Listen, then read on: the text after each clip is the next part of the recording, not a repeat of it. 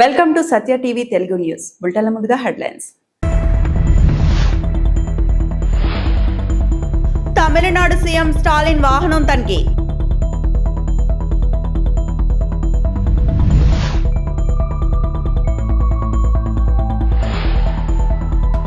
Mulapeta port కార్యక్రమం drama, Duvvada Srinivas విమర్శలు.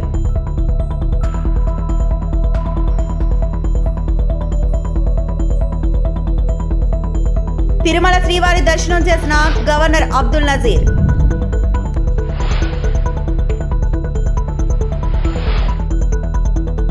Tamil Nadu CM MK Stalin వాహనాన్ని ఎన్నికల ఫ్లయింగ్ స్క్వాడ్ తనిఖీ చేసింది. రాష్ట్రంలో ఏప్రిల్ 23న అసెంబ్లీ ఎన్నికలు జరగనున్న నేపథ్యంలో ఎన్నికల కోడ్ అమలులో ఉంది. ఈ నేపథ్యంలో పోలీసులు స్టాలిన్ వాహనాన్ని ఆపి తనిఖీలు నిర్వహించారు.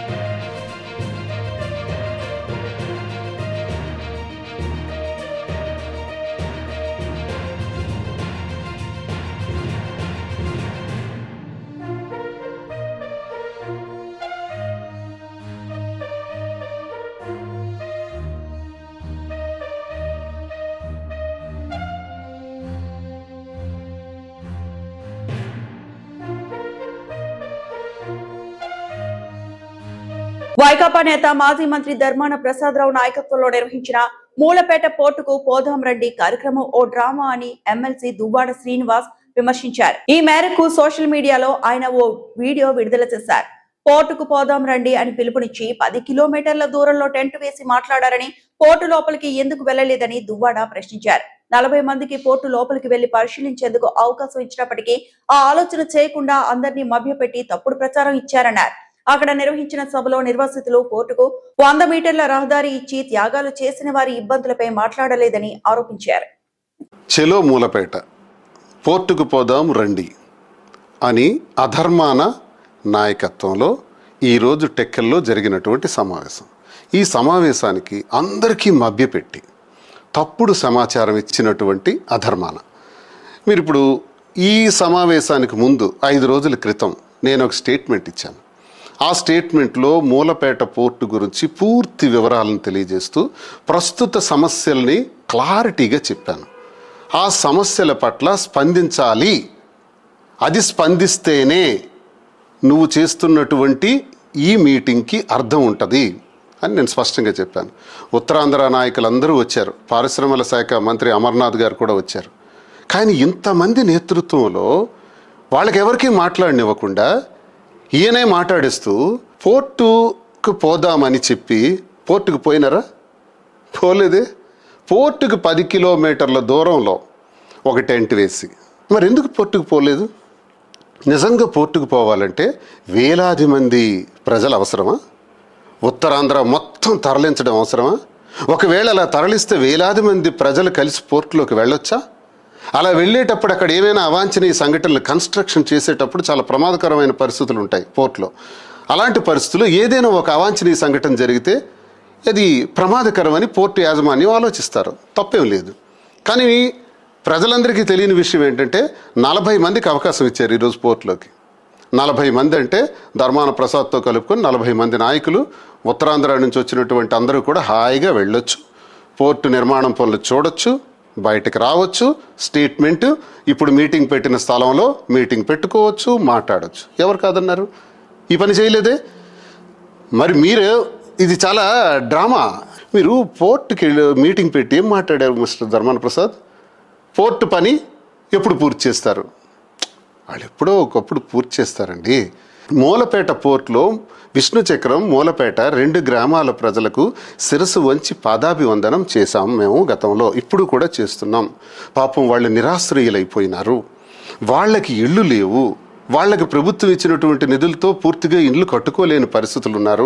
నేను విశ్వసముద్ర యాజమాన్యంతో మాట్లాడి కొంత ఆర్థిక సహాయం వాళ్ళతో కూడా చేయించి ఆ ఇళ్ల నిర్మాణం పనులు పూర్తి చేయాలనుకున్నాను. ప్రభుత్వం పోయింది. కొబ్బరికాయ కొట్టిన నుంచి ఆఖరి వరకు నువ్వు చెబుతున్నావే 70% పూర్తయిందని, అదంతా దగ్గరుండి మేమే చేసాం. దువ్వాడ శ్రీనివాస్ ఈ పోర్టు నిర్వాహకులు ఈ తప్పు చేశాడని చెప్పగలరా? చెప్పలేరు. అంత బ్రహ్మాండంగా చేసి పెట్టి ఈరోజు పోర్ట్ని అప్పగించినప్పటికీ ఈ త్యాగదనుల గురించి ఒక్క సెకండ్ అయినా మాట్లాడారా? మాట్లాడలేదే. పైగా ఈ త్యాగదనులు ఎవరైతే ఉన్నారో తిరుపతిలో రాజకీయ వేడి మరింత పెరిగింది. కూటమి ప్రభుత్వంపై వైసీపీ చేస్తున్న ఆరోపణలు రాజకీయ ఎత్తుగడలేనని టీడీపీ నేతలు మండిపడ్డారు. తిరుపతి ప్రెస్ క్లబ్ లో మీడియా సమావేశం నిర్వహించిన Chandragiri MLA Pulivarthi Nani, TUDA chairman doctor Divakar Reddy YCP నాయకులపై తీవ్ర విమర్శలు చేశారు. కూటమి పాలనపై వైసీపీ చేస్తున్న ఆరోపణలు పూర్తిగా అసత్యమని, ప్రజలను తప్పుదోవ పట్టించే ప్రయత్నమని అన్నారు. ప్రభుత్వం అభివృద్ధి కార్యక్రమాలతో ముందుకు సాగుతుంటే దాన్ని అడ్డుకోవడమే వైసీపీ లక్ష్యమని ఆరోపించారు. అసత్య ప్రచారాలతో రాజకీయ లాభం పొందాలన్న ప్రయత్నాలు ప్రజలు గమనిస్తున్నారని, రాబోయే రోజుల్లో సరైన సమాధానం ఇస్తారని స్పష్టం చేశారు.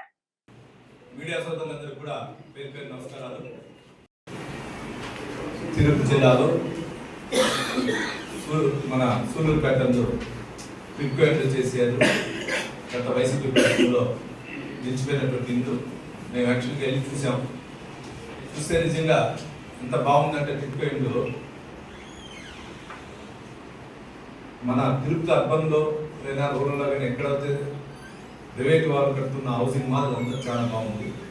అదేవిధంగా P4 లేదు కూడా ఉన్న యూనివర్సిటీలో జరిగిన దాంట్లో కూడా ఏ విధంగా రాష్ట్రాన్ని డెవలప్మెంట్ తీసుకుపోవాలి, ఏ విధంగా డెవలప్మెంట్ జరుగుతా అనేది కూడా జరిగింది. ఈ విధంగా అభివృద్ధి పొందాలనుకుంటున్న సహకరించిన అధికారులకు కానీ, జిల్లా అధికారులకు కానీ, మీడియా సోదరులకు కానీ, అదేవిధంగా ప్రజలందరూ కూడా పేరున వివరణ తెలియజేసుకుంటున్నాం. అదే తిరుపతిలో యాత్రికుల కోసం ఈరోజు చాలా వరకు హోమ్ స్టేలు చంద్రబాబు నాయుడు గారి ప్రభుత్వంలో హోమ్ స్టేలు ఎక్కువ ప్రోత్సహిస్తున్నారు. వారి పథక GSTలు కూడా రూపం తీయమన్నారు. హోమ్ స్టే GST ఇచ్చి వాళ్ళకి టూరిజం కింద ఇంకా ఏమేమి ఫెసిలిటీస్ ఉందో అది కూడా మనం కూడా చెప్పడం జరిగింది. మీరు గమనించారో లేదో. ఆ విధంగా హోమ్ స్టేలు డెవలప్మెంట్ చేయాలి. అదేవిధంగా స్టార్ హోటల్స్ మీ ప్రభుత్వంలో చంద్రగిరి నియోజకవర్గంలో నిలిచిపోయిన హోటల్స్ ఈరోజు ఓపెన్ అయ్యాయి. మ్యారిట్ హోటల్ ఓపెన్ అయింది. దాని పక్కన ఇంకోటి కొత్తది కడతా ఉన్నారు. ఇంకోటి లెమన్ ట్రీలో కూడా మీ అధికారంలో మీ దగ్గర ఒక అధికారిగా పనిచేసిన IRS గారి తమ్ముడికి రాయచోటి నియోజకవర్గం అయింది. మేము ఎక్కడ ఆపలా. మీరు ఆ ప్రభుత్వంలో కొన్ని దానికి సంబంధించిన అనుమతి లేకపోతే ఆపితే కూడా మే ప్రభుత్వం వచ్చిన వెంటనే హోటల్స్ ఓపెన్ చేయండి. ఈరోజు మ్యారిట్ హోటల్ మీకందరికి సుపరిచితుడు. బెంగళూరు నియోజకవర్గం బెంగళూరులో ఉన్నటువంటి ఒక రాజ్యసభ సభ్యుడికి మీకందరికి బాగున్నటువంటి అందరితో బాగున్నట్టు సతీష్ రెడ్డి గారికి సంబంధించింది. మేము ఎక్కడ ఆపలా. వైసీపీ పార్టీకి సంబంధించిన వ్యక్తులు వైసీపీ పార్టీకి సానుభూతి పనులను లేదు ఇంకోటి మేము ఎక్కడ ఆపలా.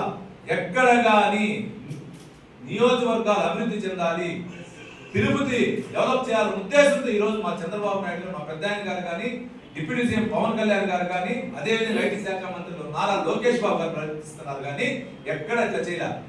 మీరు నిన్న చెప్పినటువంటి 1000 కోట్లని, ఇంకో 300లని, ఇంకో 100 కోట్లు, 1400 కోట్లు తిరుపతి నియోజకవర్గం ఉంటే ఈరోజు చెప్పండి. మీరు చెప్పి అరబిందో లాంటి వాళ్ళకి ఇస్తే ఎట్లుంటుందంటే దీన్ని బట్టి అర్థమైంది కదా. అరబిందో అనేది ఎవరు? అరబిందోలో ఉన్న యజమాని ఏ కేసులో ఉన్నారు? అరబిందో యజమానం బినామీ ఎవరైనా దీన్ని బట్టి అర్థమైంది. మీరు చూడండి, అరబిందో లాంటి క్యాన్సర్ సంబంధించి చేసేటువంటి ధార్మిక సంస్థలకు ఇస్తే బాగుంటుంది అన్నాడు. అరబిందో అనేది ఎవరు అర్థమైంది. అంటే ఆయన ఉద్దేశం ఏమంటే ఎక్కడ కానీ డెవలప్మెంట్ జరగకూడదు, ఇట్లా అరబిందో లాంటి బినామీలు అంటే వాళ్ళకి సంబంధించిన బినామీలే ఉండాలి తప్పించి ప్రజలు కానీ డెవలప్మెంట్ చేసేవాళ్ళు ఉండకూడదు అని చెప్పారు. మీరు వీడియో చూస్తే ఆ వీడియో నీట్గా ఉంటుంది. నేను ప్రెస్ మీట్కి సంబంధించిన దాంట్లో అంటే దీని ఉద్దేశం, ఆయన ఉద్దేశం కూడా దీన్ని బట్టి, వైసీపీ నాయకుల ఉద్దేశం కూడా దీన్ని బట్టి అర్థమవుతాను. మీడియా మిత్రులందరికీ నమస్కారం.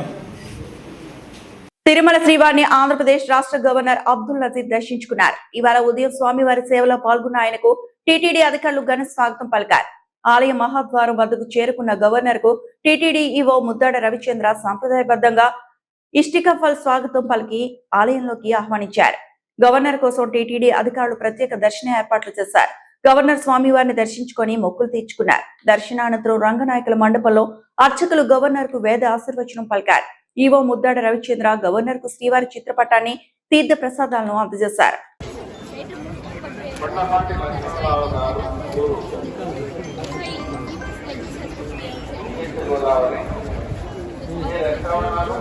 No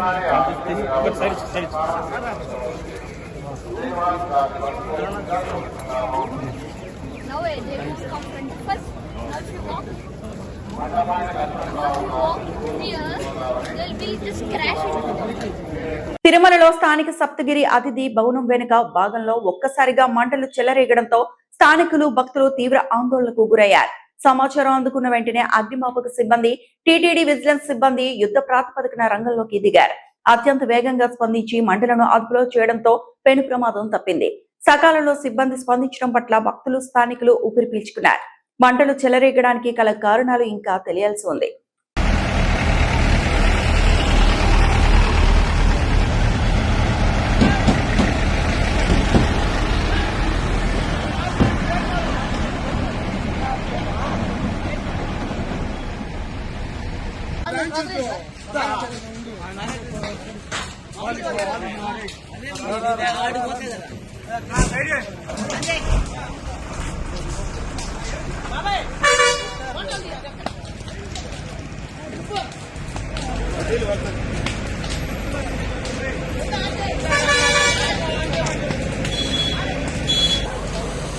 చూసుకోండి.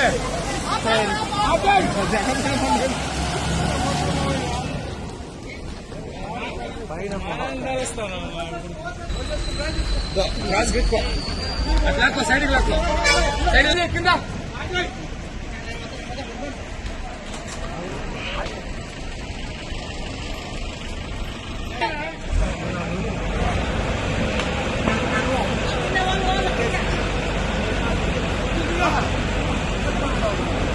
సప్తగిరి కదా ఇదా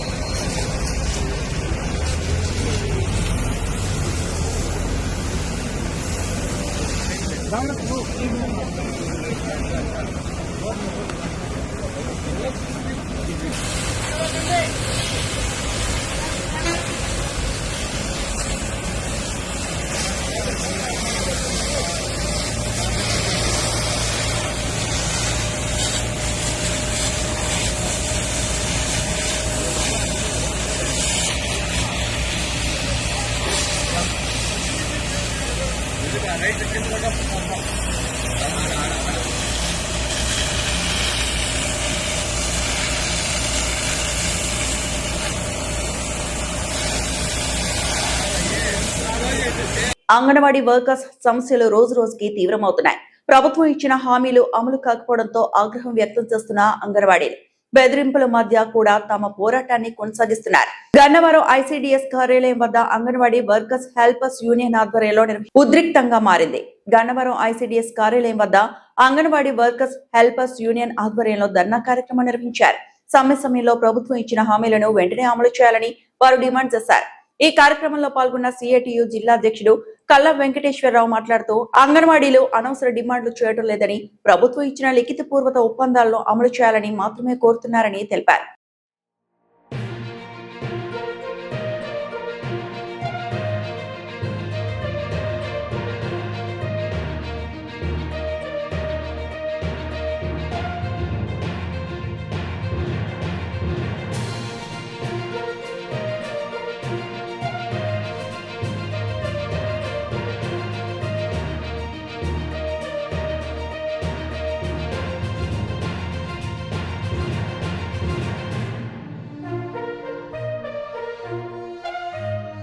రామచంద్రపురం అమరావతి రాజధాని పేరిట రాష్ట్ర ప్రజలను మభ్యపెడుతున్నారని వైఎస్ఆర్సీపీ జిల్లా యువజన విభాగం అధ్యక్షుడు పిల్లి సూర్యప్రకాష్ విమర్శించారు. గాంధీపేటలోని పార్టీ కార్యాలయంలో నిర్వహించిన మీడియా సమావేశంలో ఆయన మాట్లాడారు. ఈ సందర్భంగా ఆయన మాట్లాడుతూ అమరావతి రాజధానికి వైఎస్ఆర్సీపీ ఎప్పుడూ వ్యతిరేకం కాదన్నారు.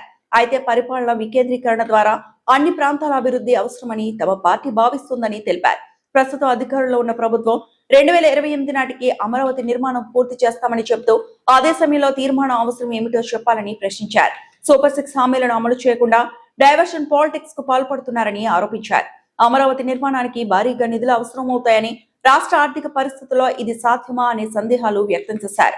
భూములు ఇచ్చిన రైతులు పరిస్థితి కూడా దారుణంగా ఉందని పేర్కొన్నారు. ప్రభుత్వం ఈ అంశాలపై స్పష్టత ఇవ్వాలని సూర్యప్రకాష్ డిమాండ్ చేశారు. అసెంబ్లీలో తీర్మానం చేయాల్సిన అవసరం నారా చంద్రబాబు నాయుడు గారికి ఎందుకు వచ్చింది అని అడుగుతా ఉన్నాం. ఎందుచేతంటే గడిచిన ప్రభుత్వంలో 2019 నుంచి 2024 దాకా జగన్మోహన్ రెడ్డి గారు ముఖ్యమంత్రిగా ఉన్నప్పుడు ఏ రోజైనా ఎప్పుడైనా ఎక్కడైనా అమరావతి రాజధాని కాదు అని ఏ రోజైనా సందర్భాన ప్రకటించిన సందర్భాలు ఏమన్నా ఉన్నాయా అని దయచేసి ఈ కూటమి ప్రభుత్వం స్పష్టం చేయాలని ఈ సందర్భంగా వైఎస్ఆర్ కాంగ్రెస్ పార్టీ తరఫున మేము డిమాండ్ చేస్తూ ఉన్నాం.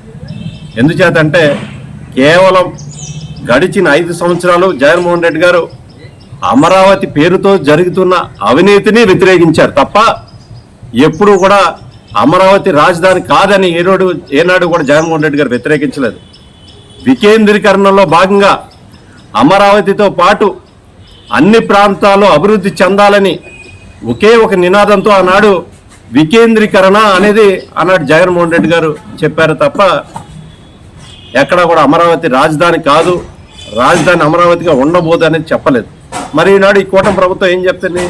మరొకసారి అమరావతి ప్రాంతంలో ఉన్నటువంటి రైతాంగాన్ని మోసం చేస్తున్నారు నారా చంద్రబాబు నాయుడు గారు. ఎందుచేతంటే 2014 తర్వాత ఎప్పుడైతే ఆయన ముఖ్యమంత్రి అయ్యారో అమరావతి రాజధాని చేస్తానని చెప్పి ఆ అమరావతిలో ఉన్నటువంటి రైతాంగం దగ్గర నుంచి దాదాపు 50,000 ఎకరాలు సేకరించారు. 50,000 ఎకరాలు సరిపోదని చెప్పి మరొక 50,000 ఎకరాలు ఈనాడు మరి రైతుల దగ్గర నుంచి సేకరించే ప్రయత్నంలో ఉన్నారు. ఈ రోజు కూడా కనీసం అమరావతి ప్రాంతాన్ని అభివృద్ధి చెందలేదు, అభివృద్ధి చేయలేదు నారా చంద్రబాబు నాయుడు గారి విషయాన్ని ఈ రాష్ట్ర ప్రజలు గుర్తించాలి, గమనించాలని కోరుతా ఉన్నా. ఎందుచేతంటే ఒక్కొక్క ఎకరం అమరావతిలో ఉన్నటువంటి ఒక్కొక్క ఎకరం అభివృద్ధి చేయాలంటే 2 కోట్లు ఖర్చు అవుతుంది. ఆ లెక్కను పోల్చుకుంటే దాదాపు 50,000 ఎకరాలకే 1,00,000 కోట్లు, మరో 50,000 ఎకరాలకే 2 లక్షల కోట్లు ఈరోజు అమరావతి ప్రాంతానికి ఖర్చు అవుతుంది. కానీ ఎక్కడా కూడా నారా చంద్రబాబు నాయుడు గారు డిజైన్ల పేరుతో ప్రజల్ని మభ్యపెడుతున్నారు తప్ప ఆచరణలో ఎక్కడా కూడా నారా చంద్రబాబు నాయుడు గారు అమరావతి ప్రాంతాన్ని అభివృద్ధి చేసిన సందర్భాలు ఎక్కడా కూడా కనిపించాయి. మే నెల అంతా వేసవి సెలవులు ఇవ్వాలి. సిడిపిఓ కార్యాలయం వద్ద అంగన్వాడీల నిరసన. ఎండలు తీవ్రంగా ఉన్న నేపథ్యంలో మే నెల అంతా వేసవి సెలవులు ఇవ్వాలని Andhra Pradesh anganwadi workers and helpers union CITU పిలుపులో భాగంగా తిరుపతి జిల్లా సత్యవేడు ప్రాజెక్ట్ అంగన్వాడీ కార్యకర్తలు సిడిపిఓ కార్యాలయం ఎదుట నిరసన కార్యక్రమం చేపట్టారు. ఈ కార్యక్రమంలో సత్యవేడు అంగన్వాడీ ప్రాజెక్ట్ యూనియన్ శాంతి మాట్లాడుతూ మే నెలలో ఎండలు తీవ్రంగా ఉండనున్న నేపథ్యంలో ప్రీ స్కూల్ పిల్లలు వడదెబ్బకు గురై అనారోగ్యం పాలవుతుండటంతో తల్లిదండ్రులు పంపడానికి సుముఖత చూపడం లేదన్నారు. బాలింతలు కూడా సెంటర్ కు రాలేక ఇబ్బందులకు గురవుతున్నారని పేర్కొన్నారు. అంగన్వాడీ వర్కర్లు, హెల్పర్లు, మినీ వర్కర్లు మధ్యాహ్నం సమయంలో ఇంటికి వెళ్లేటప్పుడు ఎండ తీవ్రతను తట్టుకోలేక అనారోగ్య పాలవుతున్నారని తెలిపారు. ఈ సందర్భంగా సిడిపిఓ కార్యాలయ సిబ్బందికి వినతి పత్రం సమర్పించారు. ఈ కార్యక్రమంలో పాల్గొన్న సిఐటియు జిల్లా ఉపాధ్యక్షులు మెలుగు రమేష్ మాట్లాడుతూ అంగన్వాడీల సంక్షేమానికి కట్టుబడి ఉంటుందని, సమస్యల పరిష్కారాన్ని కృషి చేస్తామని చెబుతూ హామీలకే పరిమితమై అమలు చేయడానికి పూనుకోవడం లేదని విమర్శించారు. మే నెలలో అంగన్వాడీలకు 1 రోజుల పాటు తెలంగాణ ప్రభుత్వం సెలవులు ప్రకటించిన విషయాన్ని గుర్తు చేశారు. ప్రభుత్వం ఎండల తీవ్రతను గుర్తించుకొని అంగన్వాడీలకు పని భారాన్ని తగ్గించేలా మే నెల సెలవులను అధికారికంగా ప్రకటించాలని డిమాండ్ చేశారు. ఈ కార్యక్రమంలో సిఐటియు నాయకులు అరుణాచలం, సత్యవేడు అంగన్వాడీ యూనియన్ కార్యదర్శి నిర్మల, కార్యకర్తలు ఇంద్ర, దివ్య, గౌరీ, నందిని, భారతి తదితరులు పాల్గొన్నారు.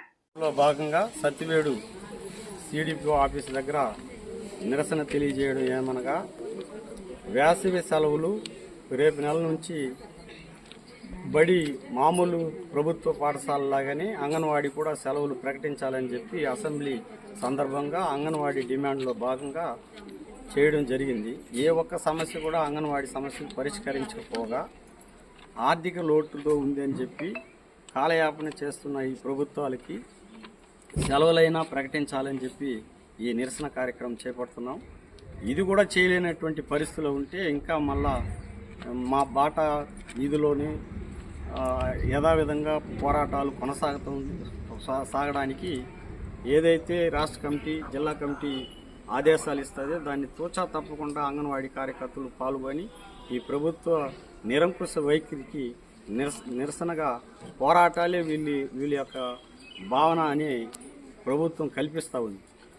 ఎప్పుడు చూసినా మహిళల గురించి పెద్దగా చెప్పుకునే ఈ ప్రభుత్వం అంగన్వాడీ వర్కర్లకు సంబంధించి గత ప్రభుత్వమైనా ఈ ప్రభుత్వమైనా మహిళలుగా గుర్తించే వాళ్ళైతే నిన్న జరిగినటువంటి అసెంబ్లీ సమావేశాల్లో వీళ్ళ యొక్క కోరికలని విననట్టు తర్వాత రాత్రి వేళల్లో అరెస్టులు చేసి తర్వాత మళ్ళా చర్చలు జరుపుతామని చెప్పి ముఖ్యమంత్రి గారు చెప్పడం శోచనీయం. అదే మంత్రి గారు కూడా నాయకత్వం పదే కూడా వాళ్ళ యొక్క కోరికల్ని ముందు ఉంచినా ఖరాబ్ చేయకుండా అన్నీ చేసేస్తున్నాం ఒక వేతనం తప్ప అని చెప్పి ప్రభుత్వం చెప్తా ఉంది. అయితే దేనికి జీవోలు రావడం లేదు. అంగన్వాడీ కార్యకర్తలు ఎండనక వాననక పోరాటాలు కొనసాగిస్తున్నారు. రాజ్యాంగబద్ధంగా పోరాడి సాధించుకున్న హక్కులు కూడా కాలరాసి పడుతుంది. రేపు 1వ తేదీ నుంచి లేబర్ కోడ్లు అమలు అవబోతుంది. ఈ విధమైనటువంటి పోరాటాల్లో ఈ మధ్యలో కేంద్ర ప్రభుత్వం రాష్ట్ర ప్రభుత్వం కార్మికులకు సమానమైనటువంటి వేతనాలు ఇవ్వకుండా సుప్రీంకోర్టు ఆదేశాలు తోచా తప్పకుండా అమలు చేయడంలో లోపం తీసుకొని పోరాటాలు నీరుగార్చే ప్రయత్నం చేస్తూ ఉంది. కాబట్టి గతంలో జరిగిన ప్రభుత్వానికి ఏ విధమైన గతి పట్టిందో ఆ విధంగా ఈ ప్రభుత్వం కూటమి ప్రభుత్వం అలాంటి వాతావరణానికి తావేయకుండా అంగన్వాడీ న్యాయమైన సమస్యలు పరిష్కరించడానికి కృషి చేయాలని చెప్పి ఈ సందర్భంగా సిఐటి డిమాండ్ చేస్తాం. అదే రకంగా ఈ వేసవి సెలవుకు సంబంధించి రిప్రజెంటేషన్ కూడా సిడిపి ఆఫీస్కి ఇస్తాం. దీనిపైన ప్రభుత్వం తక్షణం స్పందించి ఆ సెలవులైనా ప్రకటించాలని చెప్పి డిమాండ్ చేస్తాం. ఈ వార్తలు ఇంతటితో సమాప్తం.